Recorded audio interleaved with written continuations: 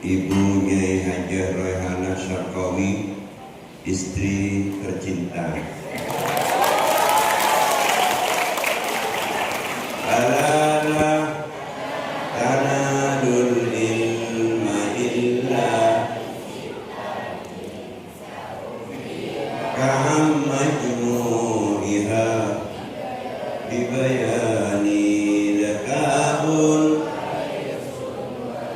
tibarun wa bulghatun wa irsyad wa tulu zamani. Qala Rasulullah, bersabda Rasulullah, at-tuhuru syatrul iman. At-tuhuru adapun bersesuci, syatrul imani ialah separuh dari keimanan. Assalamualaikum warahmatullahi wabarakatuh.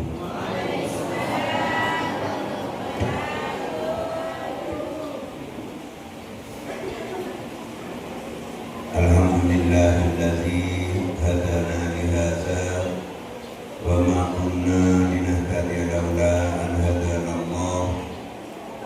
Wassalatu wassalamu ala Rasulillah Sayyidina wa Maulana Muhammad Ibn Abdillah wa ala alihi wa ashabihi wa mawala wa la hawla wa la quwwata illa billah. Amma ba'du, ashabul fadilah, setuju para masyayikh, setuju para kiai, setuju para nyai, wa nafsu bidzikri, ibu ketua tim penggerak PKK, Ibu Nyai Hajah Royhana Syarkawi, istri tercinta.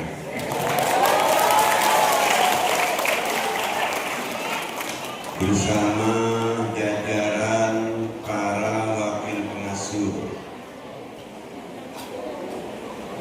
beserta segenap jajaran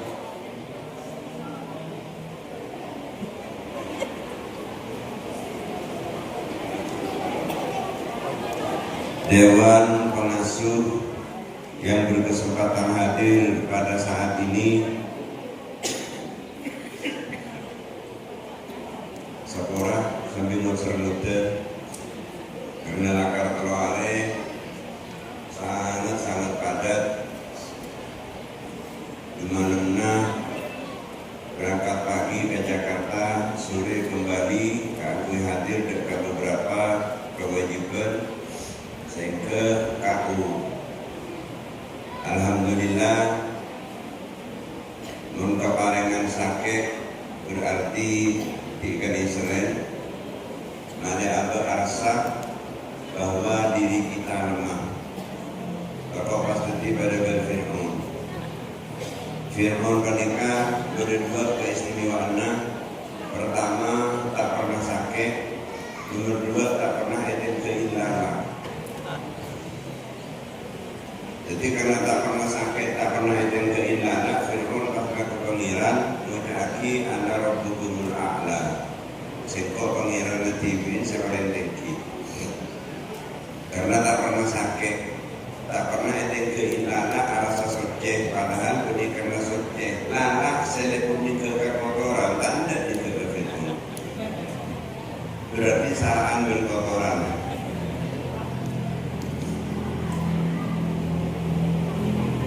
Setuju pengurus Hasma, terutama ketua, saudara Haji Haris dan seluruh jajaran pengurus termasuk senior dan penasehat Hasma. Setuju alumni, saya hadir.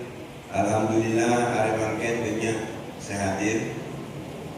Insya Allah berserta ikhlas. Hadir ke pengajian alumni, kinro tawa ke pendopo boleh. Jadi ikhlasnya separuh, tapi tak apa-apa. Bahkan kemarin di antara alumni memberi kesokan masuk kemudian dia toren orang mau betul di tangan belakang. Jadi memberi kesokan foto nungi budi nungi barat nungi ya toren. Udah lakar rencana kangkui mungkin setengah bulan sekali, lepas 1 bulan sekali membuka pendopo untuk masyarakat umum. Dilengkapi dengan 2 fasilitas. Pertama, disediakan perpustakaan, jadi kitab-kitab bersama jemaah tidak setengah bulan sekalian, mungkin 1 bulan sekali disediakan perpustakaan. Nomor 2, cek kesehatan gratis. Montepaka sesongkan termasuk ekonomi lemah akan kita urus sampai sembuh.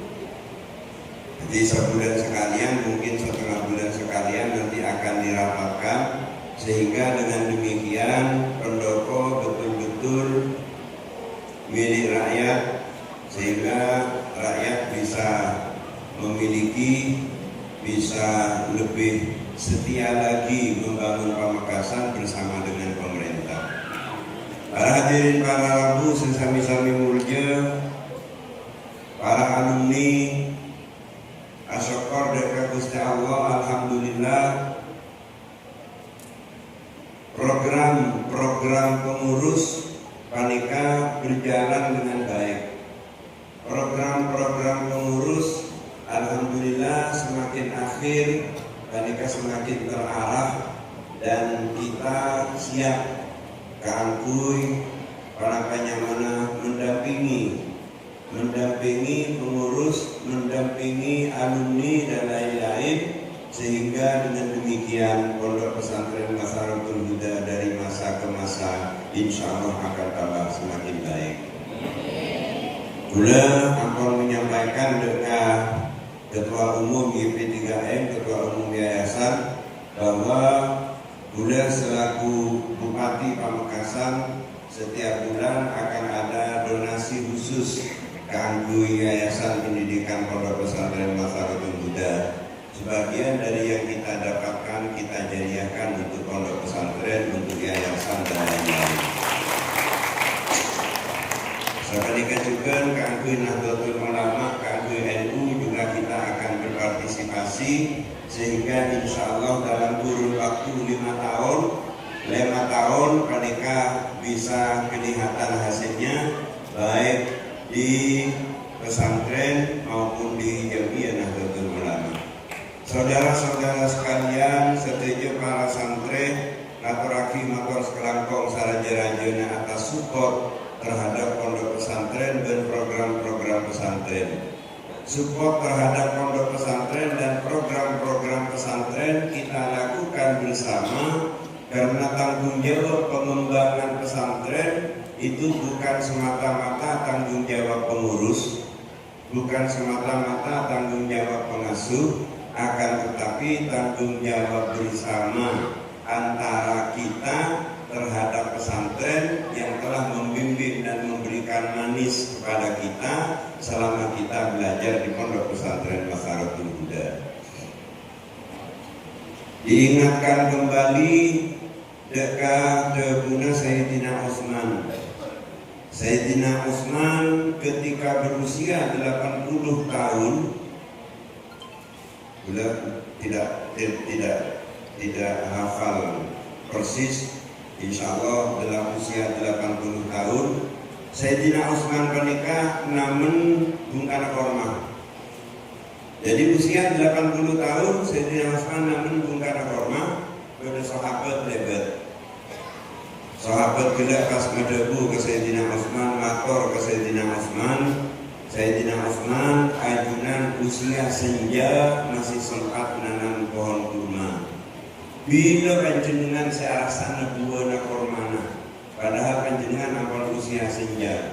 Korma mereka buah-buah sekitar 20 tahun buah-buah. Mudah pikiran Sayyidina Utsman tak kecako ada buana. Sayyidina Utsman pas madebu lakot gharasu fa'akalna. wal nawris nahnu liyakula man ba'dana. Mereka pendahulu kita telah menanam pesantren, menanam akhlak, menanam syariat. Wal laqad gharasu fa'akalna, maka kita yang memakan buahnya.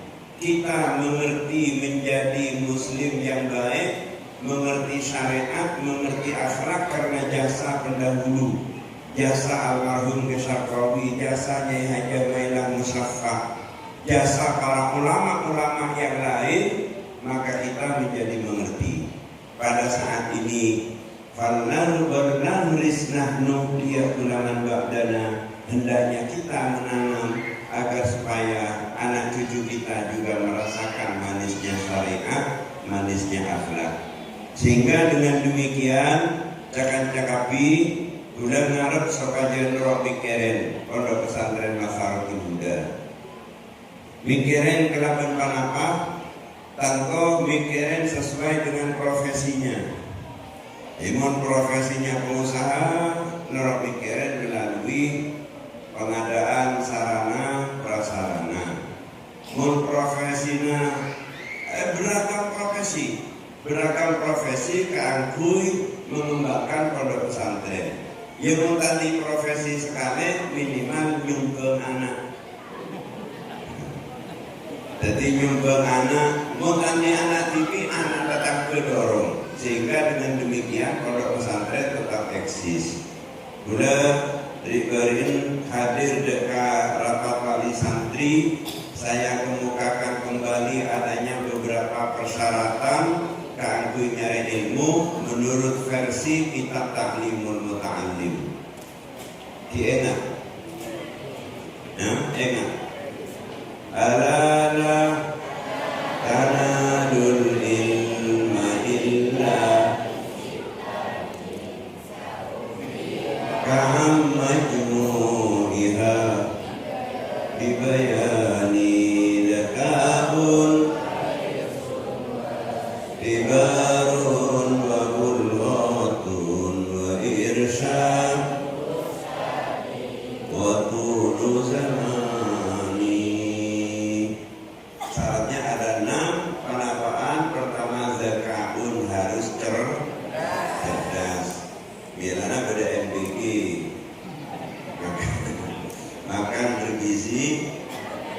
makan bergizi gratis. Jadi supaya cerdas makannya harus baik. Bahasa Al-Quran halalan thayyiban. Halal saja tidak cukup, tapi harus ada unsur kedua yaitu thayyiban. Thayyiban itu artinya baik, bagus. Kalau di dalam makanan berarti bergizi, mempunyai vitamin. Sehingga dengan demikian anak-anak cerdas bisa kita hasilkan dalam masa-masa yang akan datang. Itu zakat. Kedua, hirsur, harus ada perasaan tamak terhadap ilmu. Jangan pernah bosan. Orang itu kalau ahlul ilmi, sekalipun mendengarkan 1000 kali dari guru, 1000 kali dari kiai, tidak pernah bosan menerima ilmu. Bila namun lambat mereka berdiskusi tafsir hatam sampai 3 kali. Mereka ngaji tafsir kiai murah ngaji boleh. Sehingga dengan demikian dengan adanya hirsun itu sangat ingin tamak cak magurana, maka ilmu akan didapatkan. Syarat kedua, alhamdulillah anak-anak sekalian, para alumni hirsun ditampakkan pada hari ini. Terus ikut pengajian hasma, pengajian alumni. Wastibarun, apa istibarun? Sabar. Wastibarun, sabar nyari ilmu. Karena orang mencari ilmu itu pasti lelah, siapapun. Nabi Musa mencari Nabi Khidir untuk berguru dalam sisi hakikat, dalam sisi yang lain, bukan sisi syariat. Nabi Musa lelah menyusuri pantai, menyusuri sungai, untuk mencari seorang guru, yaitu Nabi Khidir alaihissalam dalam sisi yang lain. Ceritanya karena setong tempo Nabi Musa tanya kibren kaumnya. Katanya kaumnya Nabi Musa bertanya kepada Nabi Musa, man a'lamun nas. Pasera Nabi Musa oleh sebagai alim. Tidak kaum Nabi Musa, katanya ke Nabi Musa jawab klero, anak. Jadi kata Nabi Musa, anak, saya kok sebagai alim.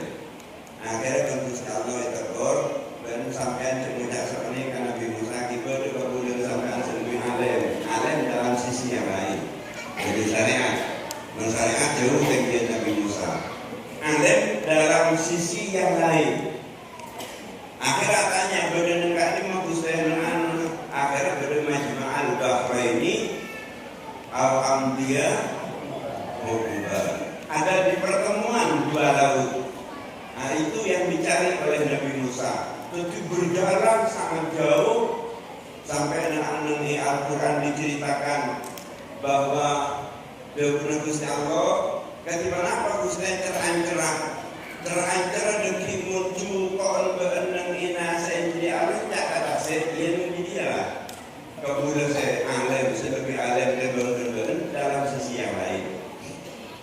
Akhirnya setong tempat Nabi Musa ngajak ada kesana, coba tak ada tanya lagi Nabi Musa ada coba ya tidak tahu Nabi Musa yang diseru karena akhirnya Nabi Musa boleh.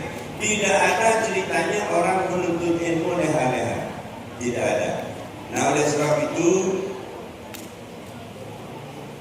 kepala dinas, alhamdulillah kepala dinas ngakuin jarum di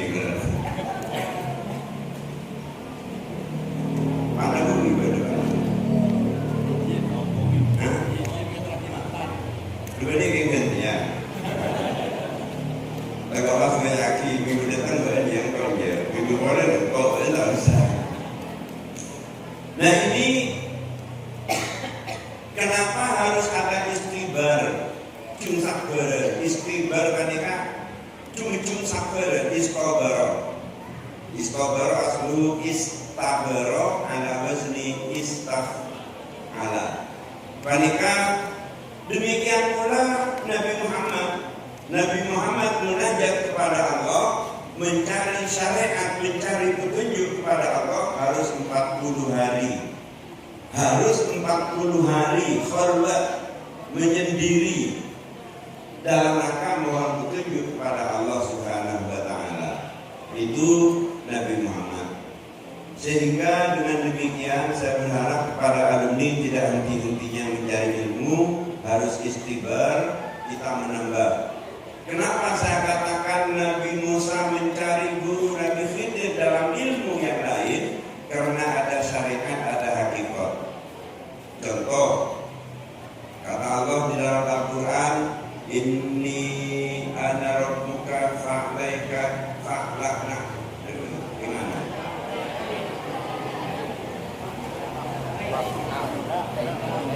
Innaka bil wadil muqaddasi Allah. Terus ada ayat di dalam Al-Quran, Aqimis sholata li zikri. Tegakkanlah sholat li zikri untuk mengingat aku, kata Allah. Berarti apa? Berarti sholat tidak cukup ditegakkan dengan syarat rukun, tapi di dalam harus ada zikrullah. Jadi sholat dengan syarat rukun itu syariat, zikrullah itu hakikat. Jadi hakikatnya sholat, hakikat dan syariat tidak bisa dipisahkan. Karena ketika hakikat dan syariat sudah dipisahkan, maka di sanalah rusaknya keadaan. Jadi orang memiliki hakikat, dikelaki syariat, akhirnya akan menjadi seperti Siti Jenar. Siti Jenar mengamalkan hakikat wahdatul wujud, manunggaling kamula Gusti. Itu Siti Jenar, Syekh Siti Jenar akhirnya dihukum oleh para wali, dihukum pancung, dibunuh karena membahayakan. Karena berpegang pada hakikat tanpa syariat, dan ini bahaya. Itu istibarun. Wa bulghatun dan bulghah. Apa bulghah itu? Samuk. Bulghah itu artinya samuk. Nah, oleh sebab itu di pesantren kita sekalian tidak lalu pembebasan kepada seluruhan kecuali kepada mereka yang di bawah kemampuan. Tetap seperti yang sering saya katakan dari dulu, bahwa dilarang santri berhenti karena tidak mampu. Dilarang santri keluar dari madrasah karena tidak mampu. Jangan keluar dari madrasah karena tidak mampu, tapi tetap harus dipertahankan, kita gratiskan. Saudara-saudara sekalian, para alumni KAPI, saya terhormat. Kemudian apa lagi? Wa irsyadu ustazin, petunjuk guru. Artinya apa? Di pesantren ada peraturan, ada undang-undang. Di pesantren ada peraturan, ada undang-undang, minangka petunjuk guru itu harus ditaati. Tapi peraturan dan undang-undang yang baik adalah peraturan dan undang-undang yang sesuai dengan kebutuhan. Untuk sesuai dengan kebutuhan, di situ ada rapat wali murid, di situ ada rapat wali santri. Jangan sampai undang-undang hanya menguntungkan sepihak, akan tapi tidak ada kebersamaan. Dalam filsafat hukum ditegaskan bahwa apabila ada hukum yang tidak sesuai dengan kebutuhan masyarakat, maka hukum itu aturan itu akan cenderung dilanggar karena tidak sesuai. Contoh, lampu merah saya tepat keningna. Di mulai lampu merah saya tepat keningna. Banyak di Pamekasan yang tidak tepat tempatnya. Mereka cenderung dilanggar. Kalau ada orang melanggar, kita harus introspeksi. Harus apa introspeksi? Muhasabah. Jadi kita harus muhasabah. Itu irsyadu ustazin, petunjuk guru, petunjuk ustaz. Sehingga di pondok pesantren Masaratul Huda saya serahkan kepada pengurus. Apa keputusan pengurus itu adalah keputusan pesantren. Jadi tidak boleh mengambil, kalau sudah diputuskan dalam sebuah rapat, maka semuanya harus taat. Pengasuhnya, wakil pengasuhnya, semuanya harus taat terhadap keputusan pengurus. Untuk jalannya pesantren ke depan biar baik. Kemudian wa irsyadu ustazin wa tulu zamani. Tulu zaman itu kalau sekarang minimal 6 tahun. Masuk sanawiyah, keluar aliyah, setelah itu kuliah. Minimal 6 tahun. Kecuali masuk hanya sekedar cari barokah. Kadang-kadang ada orang mondok yang kita nyaki, Kak Dito kiai tak langkong untuk sebulan. Untuk sebulan itu artinya kiai mulang tidak terlalu banyak pun repot.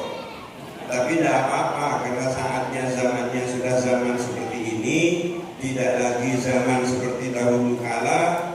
Ulama dan guru harus kadang-kadang mengalah terhadap para santri, terhadap para murid. Saya kira ini yang bisa saya sampaikan, dan selanjutnya sekedarnya saya mau baca kitab.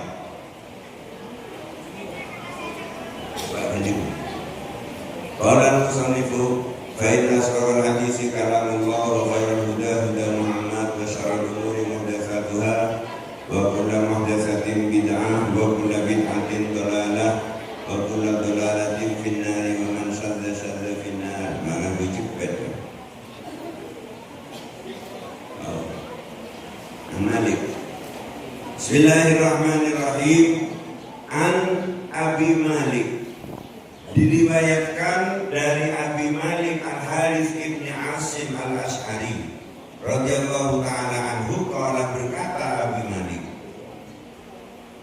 Artinya apa? Kita harus terbiasa suci dari najis, suci dari kotoran, dan bahkan harus terbiasa hidup bersih. Muang untung dengan seremban di dalam mobil, kalau perlu ada tempat sampah sehingga tidak kebersihan itu adalah milik kita. Kata Nabi, an-nadzafatu minal iman. Kebersihan termasuk sebagian dari iman. Hanya saja kadang dipelesetkan. Saya dulu pernah lewat di hutan Baluran, Situbondo sebelah timur atau Banyuwangi sebelah barat. Di hutan Baluran, di sana ada tulisan apa ini?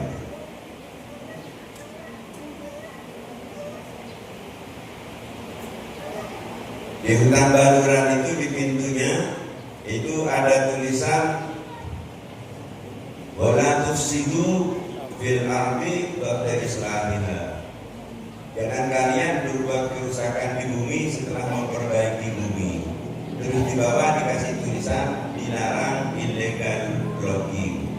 Tidak boleh menebang secara liar. Berarti wala tufsidu fil ardi ba'da islahiha dibawa pada kepentingan jangan menebang pohon, kan seperti itu. Kemudian setelah itu saya pulang lewat lagi di Baluran, di bawahnya dikasih tambahan an-nadzafatu minal iman. Kebersihan sebagian dari iman. Ayo pohon-pohon kita bersihkan. Artinya ketika ayat Al-Quran dibawa kepada kepentingan seperti itu, maka itu penyalahgunaan terhadap ayat Al-Quran. Sama dengan dulu. Jadi dulu itu kadang-kadang kampanye bawa ayat Al-Quran. La taqraba hadhihi syajarata, jangan mendekat kepada pohon ini, jadi jangan ikut pohon ini. Antazbahu baqarah, Allah memerintah untuk menyembelih sapi. Ayo sapi banteng-banteng disembelih. Itu tidak benar. Ayo kita hormati Al-Quran. Artinya apa? Umat Islam itu akan dididik untuk bersesuci karena memang sesuai dengan karakter dan sifat yang sehat. At-tuhur syakrul iman, walhamdulillahi tamla'ul mizan. Walhamdulillahi adapun kalimat al-zikir alhamdulillah tamla'ul mizan, ketika memenuhi kepada timbangan. Wa subhanallah walhamdulillahi tamla'ani. Wa subhanallah adapun zikir subhanallah walhamdulillah tamla'ani, ketika memenuhi keduanya. Au tamla'u atau memenuhi pada kalimat subhanallah walhamdulillah ma baina samawati wal ardi, apa-apa di antara langit dan bumi. Wassalatu nurun, adapun salat adalah cahaya. Wassadaqatu burhanun, wassadaqatu adapun sedekah burhanun adalah burhan. Burhan itu apa burhan? Bukti yang jelas, indikator.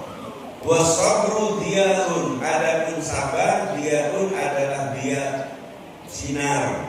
Wal Quran hujjatun, wal Quran adapun Al-Quran hujjatun, mereka argumentasi laka bermanfaat untuk engkau, au alaika atau bahaya untuk engkau. Jadi Al-Quran ini kalau cara memahaminya benar bermanfaat.